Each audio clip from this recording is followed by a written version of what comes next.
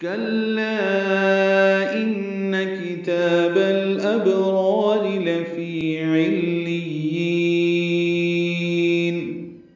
آیت نمبر 7 میں کلا ان کتاب الفجار پڑھا تھا، یہاں پہ کلا ان کتاب الابرار ہے۔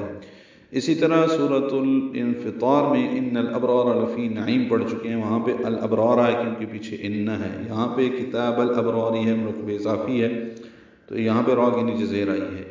اور یہاں پہ کلا اس سورہ میں جو 4 مرتبہ ہے تو 3 مرتبہ جو ہیں وہ ملا کر پڑھتے ہیں، ان میں سے ایک کل 19 مقامات ہیں کلا کے جو ملا کر پڑھنے چاہیے۔ کاف باریک لام سے ملائیں گے، لام مد منفصل ہے، کلا ان حمزہ دوسرے کلمے میں آنے کی وجہ سے مد منفصل بنی ہے، ان میں نون مشدد غنہ ہوگا، کتاب الابرار کاف تا باریک ہیں، تا کو 2 حرکات لمبا کرنا ہے، با کو الابرار کے لام سے ملا دینا ہے، اظہار قمری ہوگا، با ساکن بے قلقلہ ہوگا، را پر پڑھیں گے، پہلی را جو ہے ان کتاب الابرار اس کا الف مدہ بھی پر ہے اور دوسری را باریک ہے زیر کی وجہ سے، لفی لام کو جلدی پڑھنا ہے، فی یا مدہ ہے۔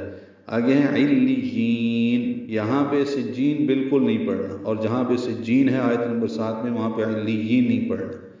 علیین، عین کو لام سے ملانا ہے، لام کو یا سے ملانا ہے، یا کو پھر یا سے ملانا ہے، تو یہاں پہ 2 یا ہیں، علیین، اور نون ساکن پہ اظہار ہوگا۔ وقفاً مد عارض سکون ہے، یہ یا کو لمبا کر کے پڑھیں گے اور نون پہ اظہار کریں گے۔ ہرگز نہیں، یقیناً نیکوکاروں کا صحیفہ عمل علیین میں ہے۔ وَمَا أَدْرَاكَ مَا عِلِّيُّونَ، یہ بھی توجہ سے پڑھیں، علیین اور علیون ہیں اکٹھے، پہلی آیت میں علیین، دوسری آیت میں علیون ہے۔ وَمَا أَدْرَاكَ بہت مرتبہ ہے، یہاں پہ سجین بالکل نہیں پڑھنا، یاد رکھیے گا۔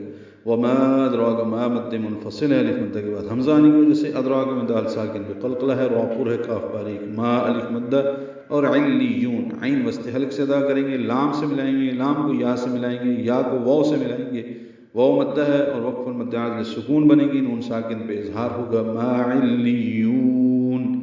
اور تمہیں کیا خبر کہ علیین کیا ہے؟